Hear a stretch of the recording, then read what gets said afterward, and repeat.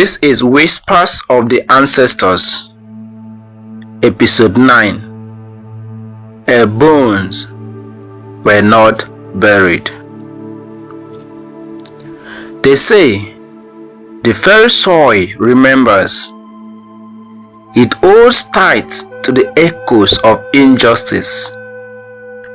The whispers of lives extinguished before their time. Beneath the rustling grasses and the ancient trees of our land, the heart breathes with stories we've tried to bury. Truth that seeped back into the light like rain after a long drought.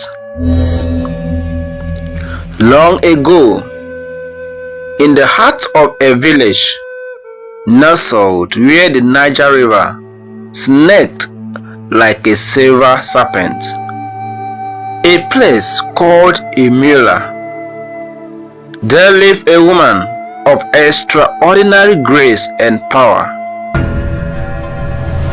Her name was Nkemjika, daughter of the Harmattan wind that swept through the dry season.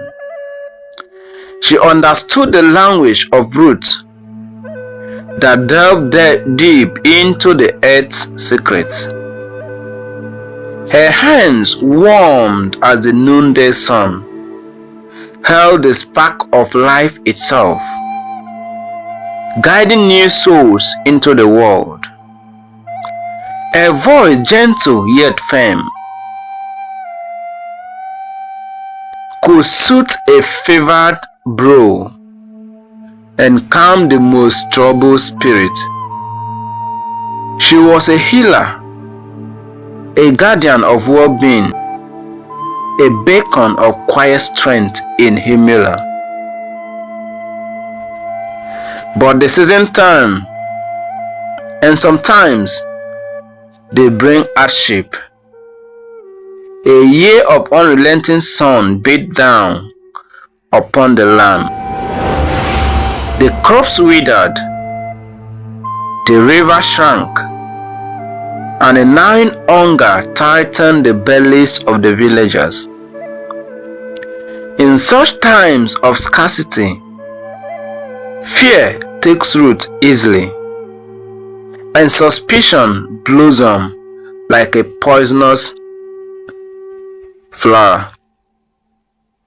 It was in this parched season that Nkemjika's very gifts became twisted in the eyes of some. Her compassion, her skill, these were miscounted, warped by desperation and ignorance. Whispers began to snake through the village, insidious as the desert dust. They called her a witch,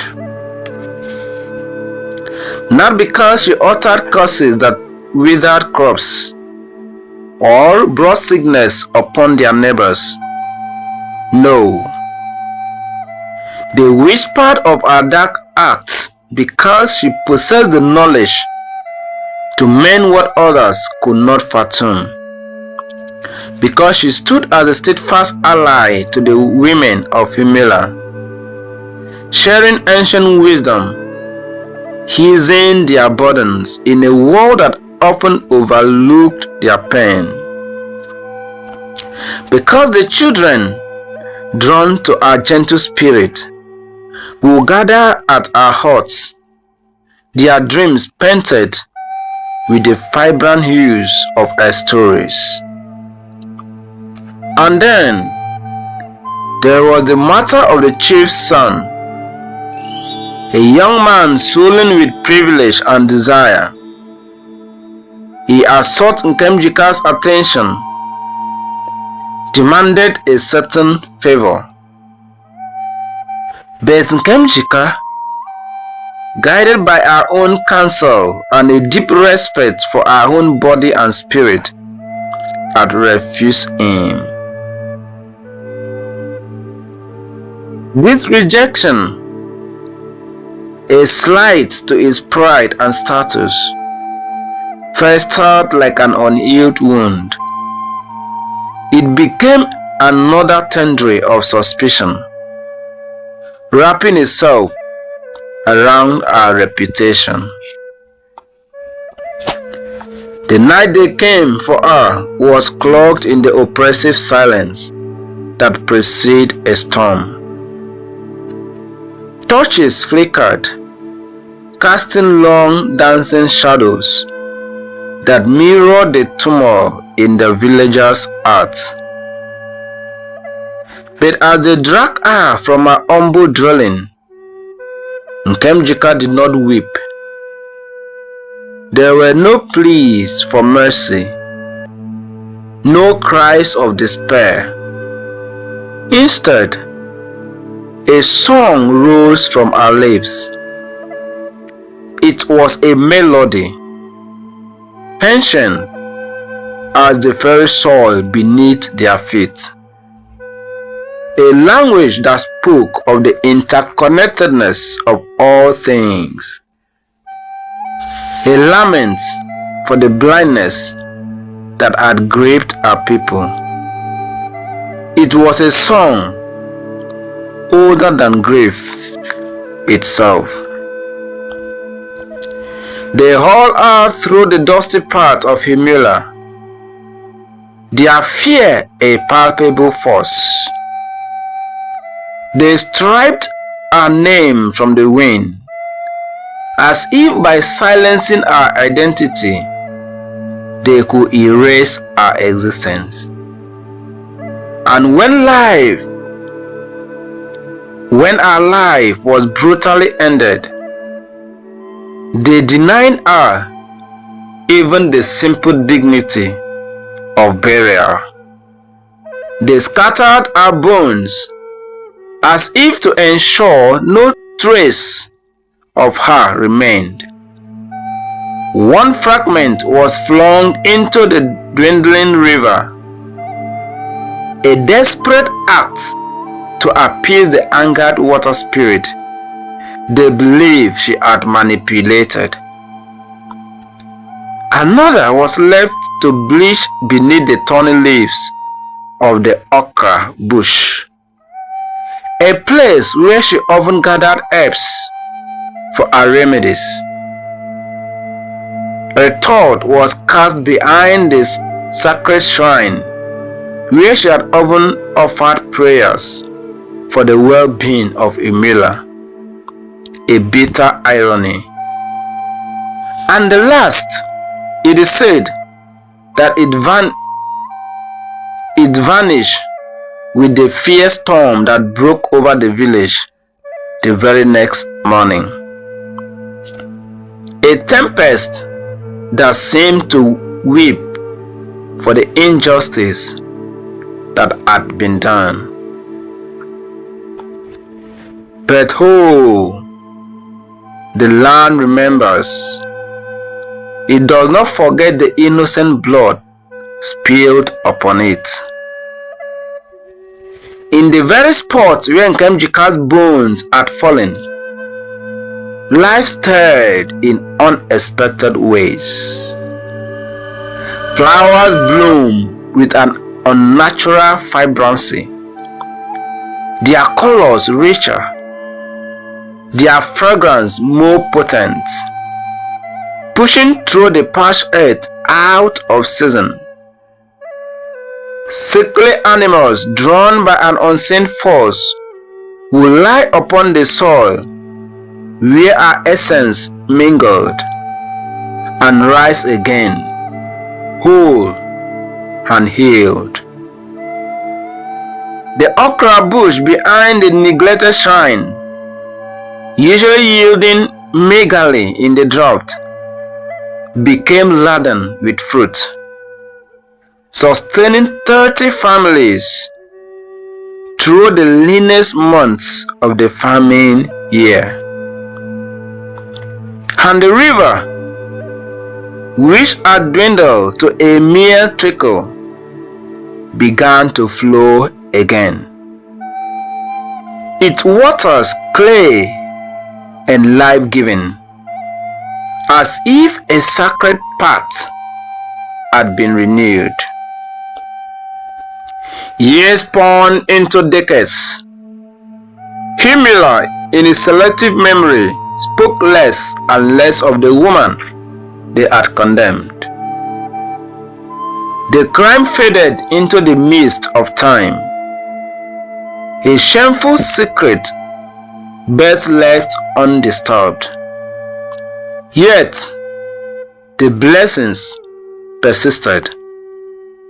They spoke of a spirit woman, a benevolent force that watched over them, never connecting her miraculous interventions to the healer they have so cruelly silenced.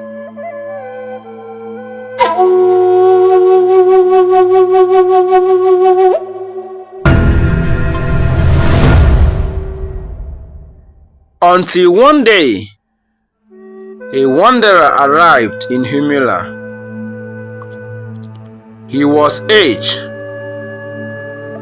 with eyes that held a familiar warmth, a deep knowing that seemed to pierce through the village's carefully constructed amnesia. He sought neither gold nor glory. His questions were quiet, persistent. Where did she fall that night? Where did they leave her hand that held such power? Does the river still sing the song she knew? Each night, as the moon cast its silvery glow over the village, he dreamt of a daughter. Not the sound of pain or fear, but a melodic resonance filled with promise, with the unwavering spirit of life. He followed this ethereal sound from the shadow of one ancient baobab to another, across the undulating hills that cradled Humila. And wherever he knelt, wherever he placed a smooth grey stone he had gathered from the riverbed, vibrant flowers would spring forth in a perfect circle, and testament to the unbroken connection between Nkemjika and the earth. He was gathering her, not just the scattered fragments of bone, but the shattered pieces of her story, the enduring power of her spirit, the weight of the injustice the land had carried for far too long. He spoke to the elders, listened to the fragmented tales, piecing together the truth that lay buried beneath layers of fear and forgetfulness. And then, one sweltering afternoon, beneath the dusty stalls of the village market, his fingers brushed against something small and smooth, half buried in the dirt, a rib bone. He knew with a certainty that resonated deep within his soul that it was a part of her. He cradled it in his palm, and the tears flowed freely, a release of generations of unspoken grief. And in that moment, the wind changed. It was no longer the dry, whispering breath of shame that had haunted Humila for so long. It gathered strength, rising into a chorus, a chant that echoed through the village. It was a song, the ancient melody of connection and resilience, carried on the very breath of the land she had loved. Now they say, if you walk the path the wanderer took, a path now known as the path of flowers, you may feel our presence. A sudden warmth on your arm, a gentle breeze carrying the unmistakable scent of healing herbs, the sweet, earthy aroma that once filled her heart. She is now buried beneath the earth in one place, forgotten. She is planted in the fertile ground of memory, in the heart of those who carry her spirit forward. She lives in every child born with a peculiar gift, a knowing beyond their years. She breathes in every woman who finds the courage to speak her truth, to stand strong in the face of injustice. She guides every healer who remembers that true medicine is rooted in compassion, in the same boundless mercy that once shone from Nkemjika's eyes, that once radiated from a woman's touch. Her bones were scattered, yes, but her legacy has risen from that fragmentation, stronger and more vibrant than any single grave could hold. And the land of Umula is blooming still, a living testament to the enduring power of a woman whose spirit could never truly be buried. And there is another story whispered in the oldest corners of Humula, a tale that speaks of Nkemjika's profound connection to the very essence of life. It is said that before they dropped, during a time of great spiritual awakening in the land, Nkemjika underwent a sacred ritual, chosen by the ancestral spirit. She became a fire bearer, the girl who carried fire, entrusted with a spark of the eternal flame, a symbol of healing, purification, and the enduring spirit of their people. This flame, it was believed, resided within her, fueling her remarkable abilities and connecting her to the deepest energies of the earth. When they took her life, they extinguished the physical manifestation, but the essence of that sacred fire, her inherent life force, and the spirit of healing she embodied, scattered with her remains, taking roots in the land itself. The unusual vitality of the flowers, the unexpected healings of the animals, these were not just signs of the earth's memory, but echoes of the sacred fire that Nkemjika carried within her, now blossoming forth in a multitude of forms, a testament to a light that could never truly be extinguished. The story may end here, but the echoes of the ancestors continue in every whisper of the wind and silence of the moon. If this tale stirred something in your spirit, don't let it fade. Like, share, and subscribe to Temple Timeless Tales, where stories are not just told, they are remembered.